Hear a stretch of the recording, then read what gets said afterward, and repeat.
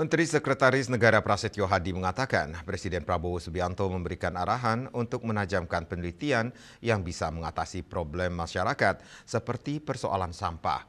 Lebih lanjut, Prasetyo menyampaikan bahwa telah ada berbagai produk penelitian yang mampu mengatasi masalah sampah, mulai dari skala rumah tangga hingga skala desa.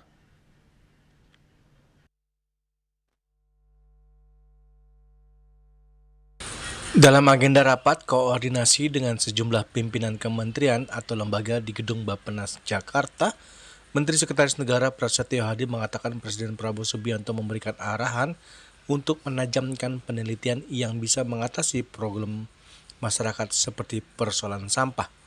Lebih lanjut, Prasetyo menyampaikan bahwa telah ada berbagai produk penelitian yang mampu mengatasi masalah sampah, mulai dari skala rumah tangga hingga skala desa. Dalam melihat masalah ini, Prasetyo mengatakan ada jenjang atau tingkatan yang harus diperhatikan, yakni skala mikro seperti sampah rumah tangga RT dan RW hingga desa. Pada skala makro terdapat sampah di tingkat kota dengan volume yang lebih besar. Ada beberapa inovasi-inovasi yang secepat mungkin untuk bisa menyelesaikan permasalahan-permasalahan yang dihadapi oleh bangsa kita dan oleh masyarakat kita.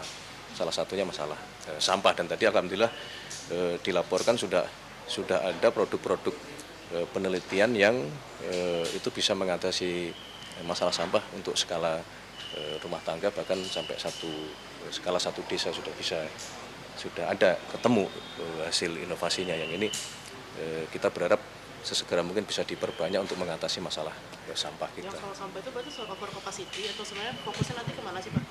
Untuk yang sampah yang tadi Bapak sebutkan itu, atau ada masalah-masalah lain yang Pak Presiden sampaikan tadi? Bukan, kan kalau kita menganalisa masalah sampah ini kan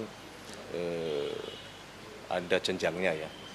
Ada mulai dari sampah rumah tangga, kemudian sampah lingkungan, sampai kemudian kalau dalam skala yang jauh lebih besar ya, dalam satu kota itu ada ukuran-ukuran ya, seperti yang program waste to energy yang rencananya mau segera dilaksanakan di 34 kabupaten.